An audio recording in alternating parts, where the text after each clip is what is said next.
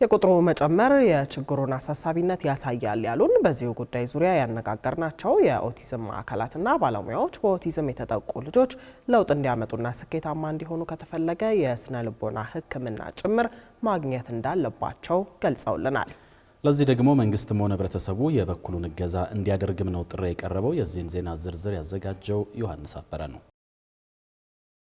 ስሙ አቻ አማርኛ ትርጉም ባይኖረውም በእንግሊዘኛ ኦቲዝም እያልን የምንጠራው የአእምሮ እክል መነሻው ከወልደት በፊት ይሁን ከወልደት በኋላ ይህን የተባለ ተጨባጭ መንስኤ እንደሌለው ይነገራል። በዘርፉ የተሰማሩ የጤና ባለሙያዎች እንደሚሉት ኦቲዝም የነርቭ እድገት ላይ መዛባትን በመፍጠር ከሰው ጋር የሚኖረውን ግንኙነትና የመግባባት ችሎታ የሚጎዳ ወይም የሚቀንስ የአእምሮ እክል አይነት ነው። ይህ እክል ከጊዜ ወደ ጊዜ የሚያጋጥማቸው ሰዎች ቁጥር እየጨመረ መምጣቱ ሲገለጽ፣ የቅርብ ጊዜ ጥናቶች እንደሚያመላክቱት ከሆነ በዓለም ላይ ከ36 ሰዎች አንዱ የኦቲዝም ተጠቂ ነው። በዚህ ጉዳይ ዙሪያ ያነጋገርናቸው የአእምሮ ጤና ስፔሻሊስት የሆኑት ዶክተር ምህረቱ ደበበም ይህንን የሚያመላክቱ ጉዳዮች መኖራቸውን ነግረውናል። እንግዲህ ባለፉት 40 እና 50 ዓመታት በጣም በዝቷል።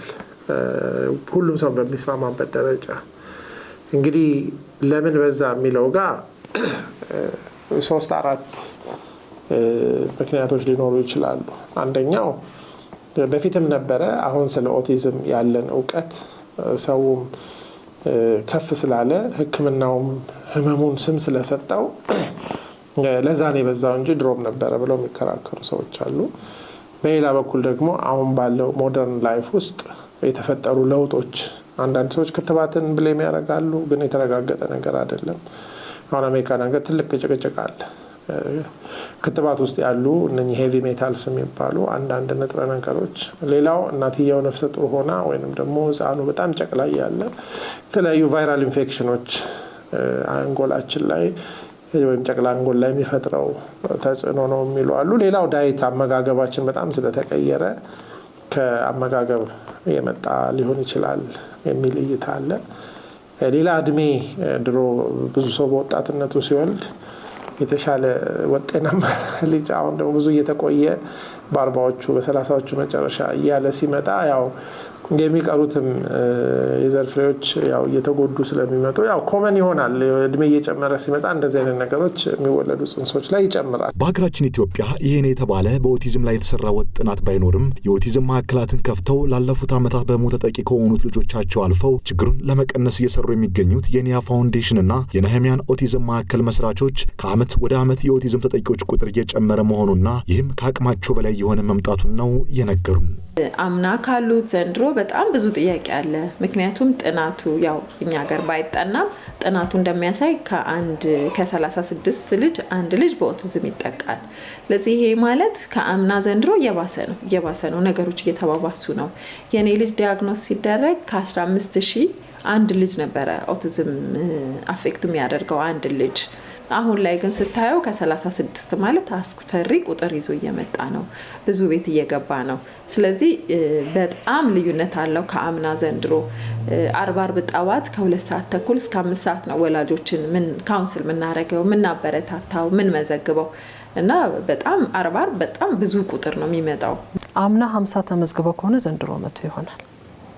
ያም ደግሞ እኛ ጋር ብቻ ስለሆነ ማለት ነው። ይሄ ሌላ ማዕከል ጋር ለምሳሌ ይሄ ያለ የተለያዩ ማዕከሎች ጋር ደግሞ ስትሄድ ቁጥሩ አለ።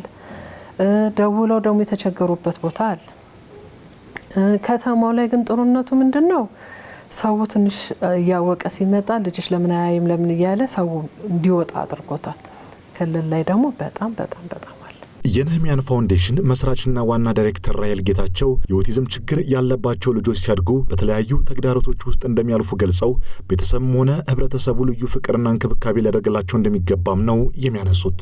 አንድ ኦቲዝም ያለው ልጅ ከሆነ ቤታችን ከመጣ እግዚአብሔር ከሰጠን ያንን ልጅ ደግሞ በፍቅር ማሳደግ። ለምን ከእናትና ከአባት የቀረበ ይሄ ልጅ ሊረዳው ሊያግዘው የሚችል ሰው የለም። በተለይ ኦቲዝም ላይ ከባዱ ፓርት መናገር አይችሉም። ስሜታቸውን መግለጽ ስለማይችሉ ሰው አይደለም የሚጎዱት፣ ራሳቸውን እጃቸውን ሊነክሱ ይችላል። እግራቸውን የሆነ ጉልበቷ የምትበላ ልጅ አቅ ነበር የሆነ ነገራቸውን እየነከሱ ራሳቸውን እየጎዱ ውስጣቸው ያለውን ስሜት ያወጣሉ። ቃላት የሌለው ልጅ ስናሳድግ በደንብ ልባችንን ሰተን ጊዜያችንን ሰተን ማጉረምረም ዋጋ የለውም። የኦቲዝም ተጠቂ ልጆች ያሏቸው ወላጆች ልዩ እንክብካቤና የስነ ልቦና ድጋፍ እንደሚያስፈልጋቸው የሚያነሱት የአእምሮ ጤና ባለሙያው ዶክተር ምረቱ ደበበም ማህበረሰቡ የኦቲዝም ችግር እንደ ሌሎች የህመም አይነቶች መሆኑን ተረድቶ በዚሁ ጫና ውስጥ ያሉ ልጆችንም ሆነ ቤተሰቦቻቸውን በማቅረብ የተዛባ ግንዛቤ በማስወገድ ሊያግዟቸው እንደሚገባ ነው ያነሱት። የኦቲዝም የአንድ ሰው ህመም አይደለም፣ የቤተሰብ ህመም ነው፣ የማህበረሰብ ህመም ነው። በአንድ ሰው ሊፈታ አይችልም። የትም ሆስፒታል ሄደ ሆስፒታል ኦቲዝምን ሙሉ ሊያክም የሚችል የለም። ለምሳሌ ኦቲዝም ላይ አንዳንዶች እንደሚጥል በሽታ ካላቸው የነርቭ ሐኪም እገዛ ያስፈልጋቸዋል። ለአደጋ ትንሽ የተጋለጡ ስለሆኑ ቢፈነከቱ ወይም አንድ ነገር ቢደርስ ሌላ አይነት ግን በአጠቃላይ ግን የስነ ልቦናና የማህበራዊ ድጋፉ ነው ዋናው። የመጀመሪያው ነገር ወላጅ እናቶች ላይ ነው ትልቁ በርደን የሚወድቀው ያለምንም ጥያቄ። አባቶችም በሆነ መንገድ የሚሾልኩበት መንገድ ይኖራል፣ ግን ከነሱም ብዙ አይርቅም። ሌላ ወንድምና እህቶች፣ ታናናሾችና በተላላቆች ያንን ኒድ ቤተሰብ ያው በተለያየ በስሜትም ስለሚወሰድ በርናውትም ስለሚያደርግ ብዙ ጊዜ ሳይታወቅ በጣም የሚጎዱት ሌሎች ወንድምና እህቶች ናቸው። እነዚህ የኦቲዝም ተጠቂ ልጆች አስፈላጊውን ክትትልና ድጋፍ ከተደረገላቸው ተለውጠው ለቤተሰብ ሆነ ለሀገር ኩራት መሆን እንደሚችሉ ያነሱት ደግሞ የኒያ ፋውንዴሽን ዋና ስራ አስኪያጅ እለኒ ዳምጠው ናቸው። ከዛ ውጭ አሜሪካን ሀገር ሄዷን ኮምፒውተር ሳይንስ እያጠና ያለ ልጅ አለ። እዚሁ ተምሮ አውቆ ተለውጦ 6ኛ ክፍል 5ኛ ክፍል አምናም ካቻምናም ያስገባ ናቸው አሉ፣ ይለወጣሉ። ስለዚህ መስራት አለብን ማለት ነው። መስራት ያለብን ደግሞ ግድ ኦቲዝም ላይ የምንሰራ ሰዎችና ወላጆች ብቻ መሆን የለባቸው። ሁሉም ሰው ያገባል፣ ሐኪም ያገባዋል አይደል? መንግስት በጣም ያገባዋል። ይህንኑ ሀሳብ የሚጋሩት የአእምሮ ጤና ባለሙያው ዶክተር ምረቱ ደበበ በበኩላቸው በኦቲዝም ተጠቂ የሆኑ ልጆች በሚፈለገው ልክ ለውጥ እንዲያመጡ ከተፈለገ መንግስት ፖሊሲው ላይ ትኩረት አድርጎ መስራት እንዳለበትም ጠቁመው ሁሉም ዜጋ ጉዳዩ የኔ ነው በማለት ሊመለከተው እንደሚገባም አሳስበዋል። መንግስት ሁሉ ጊዜም የህዝብ ወላጅ ነው ብለን ስለምናስብ ከፖሊሲ ጀምሮ ፖሊሲው ቼክ ተደርጎ ፖሊሲው ይደግፋል ወይ፣ ይህንን ለሚሰሩ ሰዎች ስፔሻል ኢንሴንቲቭ እና ድጋፍ ያደርጋሉ ወይ፣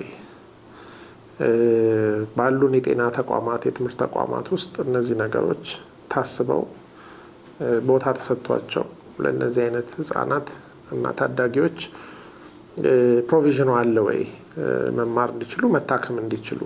በተለይ ለምሳሌ እንደዚህ አይነት ኒድ ያለው ሰው የትኛውም ሆስፒታል በነጻ ይታከም የሚል አይነት ፖሊሲ ቢወጣ ቁጥራቸው ብዙ ስላልሆነ ለወላጅ ትልቅ እረፍት ነው።